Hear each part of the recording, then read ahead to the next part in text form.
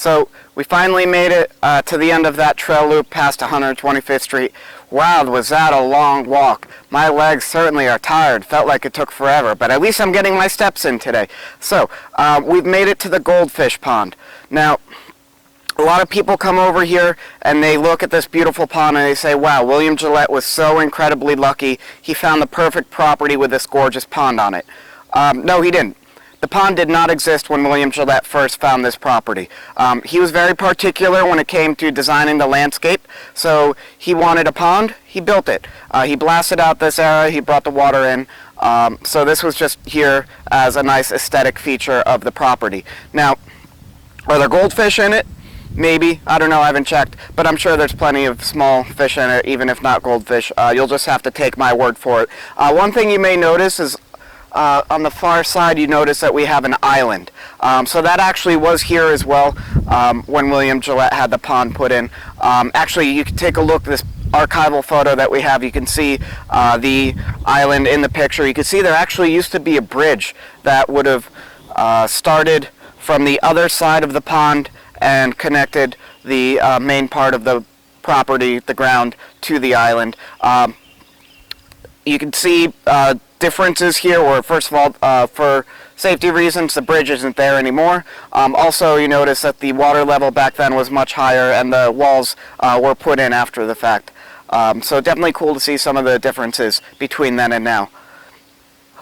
Something else that's pretty cool is, even though we're standing in an area where there's a gravel parking lot now, it's still pretty easy to see where the train tracks would have gone. So you take a look over here and what we have is the gravel roadway showing you essentially the directionality of the tracks. So the tracks would have come in from one of two sides. So from the left side, they would have come in from that area where the water tower was, coming from that general direction, and they would have come into the left side, or they would have gone the way we went, which is around 125th Street, at which point they would have come in through the area on the right, and then from there the tracks would have converged, and then from that point on they would have stayed along the outer edge of the parking lot over here. So the train would have gone along where this wall is. Now, there actually used to be an arbor right in this area. You can take a look, we have this beautiful archival photo so you can see what the arbor looked like. Just a lovely little structure going over the tracks. Now, right now, the arbor is gone. However, you can still see some remnants, again, idea as far as where it was actually located. So if you look over here, you see that we have a stone column that's a little bit higher than the main section of the wall. So this would have been one corner where the arbor was secured to the wall, and then there's another stone column. It's a little bit hidden in the greenery that's over on the other side of that tree. So this is approximately where that arbor would have gone over the tracks. So that's basically what I have to show you here. So we're going to make our way through the dirt parking lot, and I'll catch up with you in a minute. Okay, so we've made it to the next stop. Let's talk for a moment as far as the timeline of the property here. So you may remember from some of our inside tours of the castle from previous videos that the castle construction was started in 1914, completed 1919, and then William Gillette was living on the property until his death in 1937. Now, the railroad comes in around 1927, and then you fast forward, and that brings us to the bridge that's right behind me. This actually was the last piece of the puzzle, so to speak. This was the last feature that William Gillette added to the property. This bridge was built in 1936, so we're talking the year prior to his death.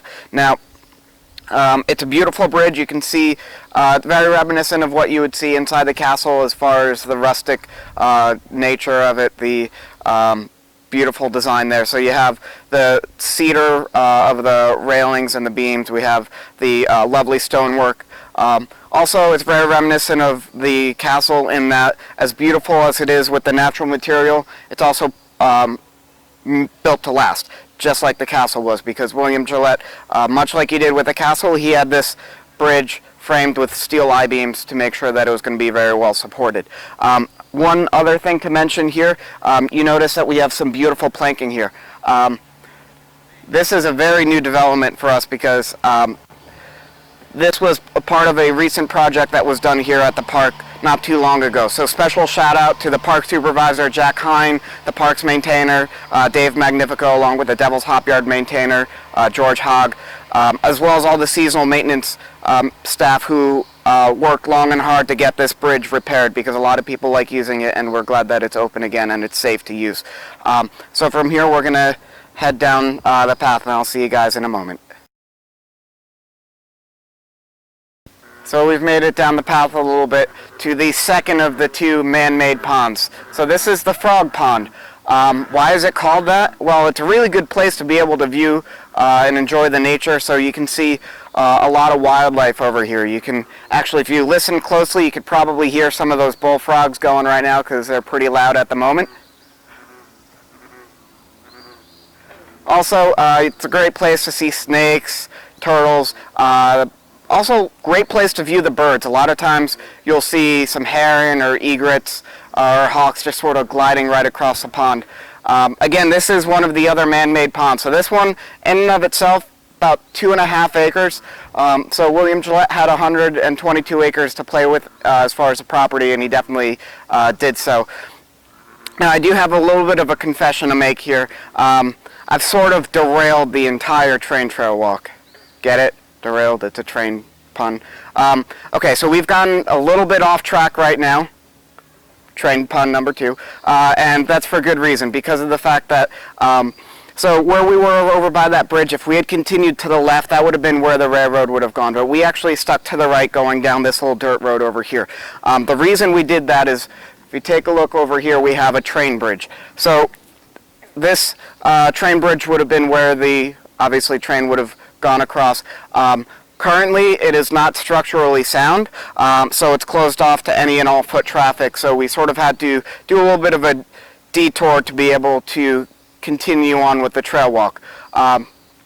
It's notable because William Gillette was very big into the thrill factor. He liked to mess with his friends, he liked to scare them just because it's fun. So as the train would go across the bridge, it would be going along probably at about a solid 25 miles per hour, and then at the end of the bridge it would be taking a very sharp curve. Now you notice the bridge is a little bit high up there, so if you're on this train ride and you're taking a sharp curve, you're already up on a hill, you don't know if the train's going to topple over or what's going to happen. It's sort of scary, and that was sort of the fun part. So we're going to keep going, and I'll see you guys at what is probably the coolest feature of the entire train trail walk.